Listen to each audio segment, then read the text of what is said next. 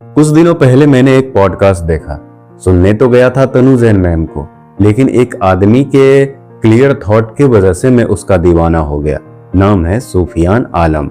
Physics, literature और theatre का एक बहुत बढ़िया संगम जो अपने दिशा में और बेहतर काम करते जाए तो मुझे लगता है कि वो बहुत ज्यादा नाम कमाएंगे भारत में।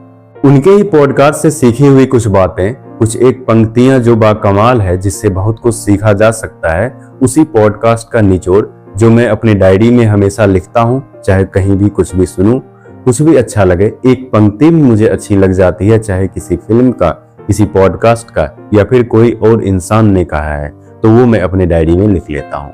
उसी डायरी से मैं कुछ पंक्तियां आपको बताऊंगा या फिर उस वीडियो से जो मैंने सीखा है उसके बारे में बताता हूँ।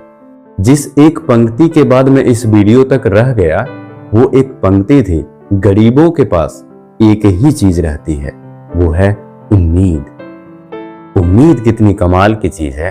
वो यदि गरीबों के पास नहीं रहे तो गरीबों के पास और कुछ बचेगा ही नहीं, या फिर जिसके पास उम्मीद है वो आदमी गरीब ही है, उसे और बेहतर होना ही है। बात पैसे की नहीं हो रही है। पैसों की दुनिया में तो बहुत कुछ चल जाता है, लेकिन जिसका उम्मीद मर गया, वो फ्यूचर में क्या करेगा वो भरोसा चला गया, फिर वो कितना भी अमीर है उससे कोई फर्क नहीं पड़ता। जिसका उम्मीद जिंदा है कि वो कुछ कर सकता है, समाज को बेहतर बना सकता है, वो आदमी अभी जिंदा है। फिर भाई साहब कहते हैं कि प्रकृति तुम्हें जमीन पर रखना चाहती है, इसीलिए चांद में एक दाग दे देती है। अहम की ये प्रवृत्ति होती है ना कि थोड़ा सा भी मिला तो उसे इतना बढ़ा चढ़ा कर देखना कि हम उससे बाहर ही नहीं निकल पाते। इसीलिए पूरा चांद मिल भी जाए तब भी उसमें एक दाग प्रकृति छोड़ देती है कि तुम्हें याद रहे कि तुम्हें धरातल पर रहना है। साइंस के बारे में भाई साहब कहते हैं कि साइंस वो फिलॉसफी है जिसका हमारे पास प्रूफ है। लोग आज साइंस और फिलॉसफी को अलग अलग चीज मानते हैं, लेकिन सालों पहले फिलॉसफी एक पेड़ थी जिसका एक तना था बस साइंस। एक बच्चे ने मल्टीवर्स यूनिवर्स के बारे में पूछा, तब उन्होंने कहा कि मैथमेटिकली मल्टीवर्स यूनिवर्स प्रूव हो चुका है। बहुत सारी चीजें पहले मैथमेटिकली प्रूव की जा चुकी है, उसके 100 साल 200 साल बाद वो नेचर में एग्जिस्ट करता हुआ दिखा है। तो मैथमेटिकली जो चीज प्रूव हुआ है, उनका ये मानना है कि वो कहीं ना कहीं एग्जिस्ट जरूर करती होगी, नहीं तो वो मैथमेटिकली प्रूव नहीं हो सकता था। तो उनके कहने के हिसाब से मल्टीवर्स यूनिवर्स एग्जिस्ट करता है, भले अभी साइंस को नहीं पता। फिर आगे बात चलती है कि किस तरह से हम एक दूसरे से कनेक्टेड रहते हैं। पेड़ तो आपस में बात करता है, ये बात प्रूव हो चुकी है। उसके जड़ें भी आपस में कनेक्ट करती हैं, जड़ें भी आपस में कम्युनिकेट करती है। एक जड़ में यदि कीड़ा लग गया, वो बाकी जितना भी जड़ का पार्ट है उसको इंफॉर्मेशन देती है कि यहाँ से अब दूर हो जाओ, यहाँ पर कीड़ा लग चुका है। इतना एक दूसरे से हमारी चेतना मिली जुली हुई है और हम आपस में लड़ते रहते हैं। जॉन एहलिया साहब कहते हैं, अब तो निकल जा खुद के अंदर से, घर में राशन की कमी है। फिर बात चलती है अपनी चॉइस पर कि इंसान के पास असल में कोई चॉइस है भी या नहीं, और वो चॉइस है तो उसका कितना महत्व है प्रकृति के हिसाब से, इस पूरे यूनिवर्स के हिसाब से। भाई साहब जवाब देते हैं कि इंसान के पास जितना भी चॉइस है उस पर एक नया यूनिवर्स तैयार किया जा सकता है। शरीर के अंदर एक एक एटम जिस तरह से है, उसी तरह से पूरी प्रकृति, पूरा यूनिवर्स है, ऐसा अपना फिलॉसफी भी मानती है। अब धीरे धीरे विज्ञान भी मानने लगा है। इसलिए भाई साहब कहते हैं कि सोच समझ के मांगना चाहिए, क्योंकि मांगने से मिल जाता है।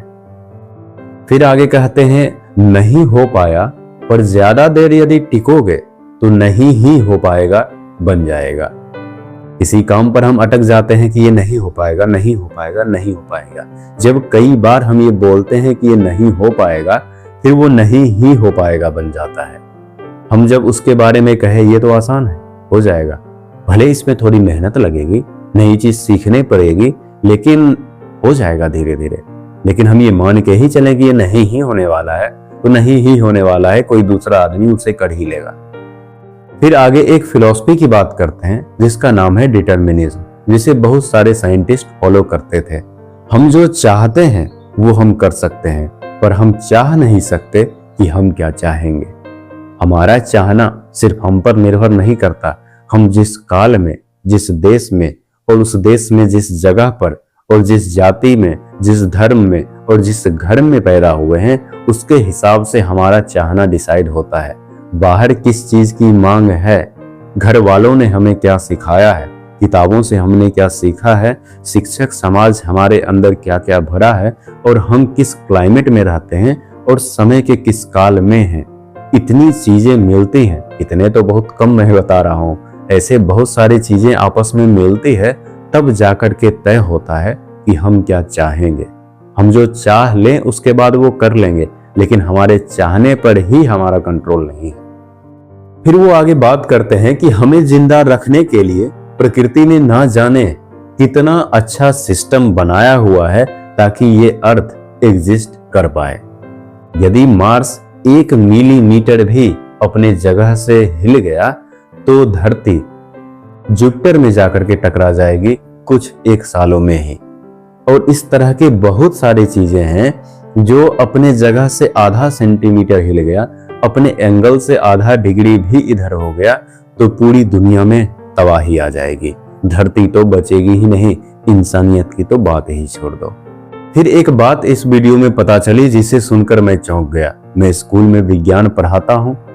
इसमें इन्होंने कहा कि स्पीड ऑफ लाइट 3 × 10⁸ मीटर पर सेकेंड होता ही नहीं है। हम लोग अभी तक ये पढ़ते आ रहे हैं कि 3 × 10⁸ मीटर पर सेकेंड स्पीड ऑफ लाइट है। ये साफ साफ किताबों में लिखा हुआ रहता है।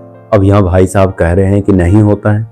फिर बाद में इन्होंने समझाया भी कि 3 × 10⁸ मीटर पर सेकेंड क्यों नहीं होता है। ये जो बोल रहे थे उससे जितना मैंने समझा है वो मैं आपको बताता हूँ कि इस यूनिवर्स की जितनी भी चीजें हैं वो इस तरह से ऑर्गेनाइज्ड है कि कोई भी चीज मैक्सिमम 3 × 10⁸ मीटर पर सेकेंड यानी कि 3 लाख किलोमीटर पर आवर के स्पीड से ही चल सकता है। और लाइट का जो फोटोन है उसका कोई मास नहीं है, और जिसका कोई मास नहीं होगा वो इसी स्पीड से चलेगा। इसीलिए हम कहते हैं कि स्पीड ऑफ लाइट 3 × 10⁸ मीटर पर सेकेंड है। फिर आगे जो ये कहते हैं उसमें से एक पंक्ति मुझे बहुत अच्छी लगी कि रातें किसी छत के नीचे सोकर के बर्बाद करने के लिए नहीं होती। रातें होती है खुद को बेहतर बनाने के लिए, खुद को तपाने के लिए। आप जो जिंदगी में कर रहे हैं और आगे जो करना चाहते हैं उस पर और ज्यादा बेहतर तरीके से काम करने के लिए।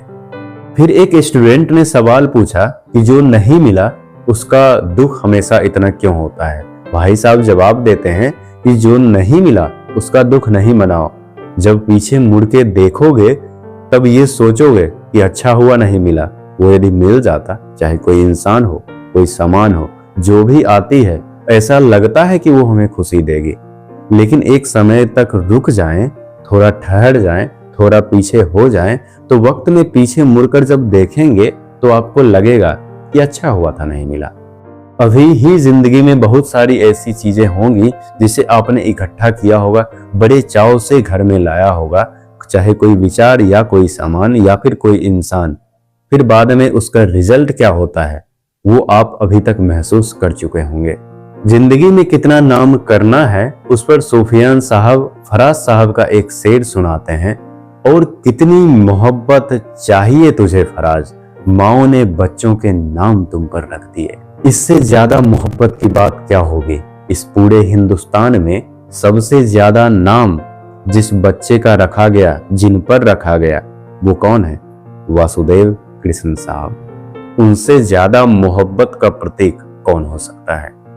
जब वासुदेव कृष्ण साहब की बात आ ही गई है तो इनके कहे हुए बात से उनको जोड़ देता हूं। Mahabharat. You not fight every war to win. Sometimes you have to fight to say the world someone are standing in the battlefield. Abhimanyu याद है? वो इसलिए नहीं लड़ रहा कि जीत जाएगा। उसको भी पता है कि इस चक्रव्यूह से निकलना उसे नहीं आता। अंदर जाना तो आता है लेकिन आज तक हम बाहर आए नहीं हैं उससे।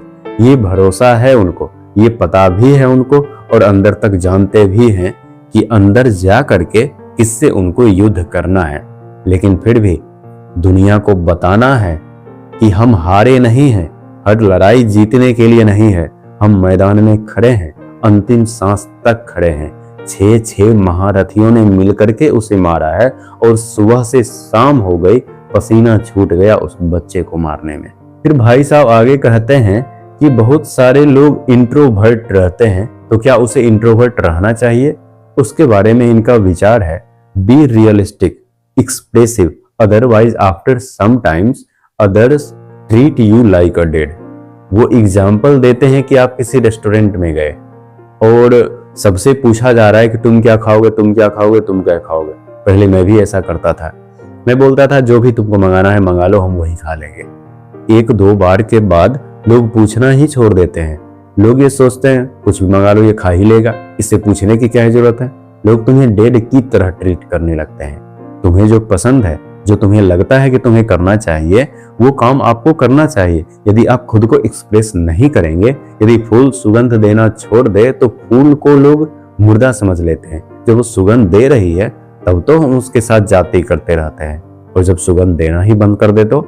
इसीलिए खुद को एक्सप्रेस करते रहना चाहिए ताकि दुनिया समझे ये आदमी मुर्दा नहीं है, ये जिंदा है।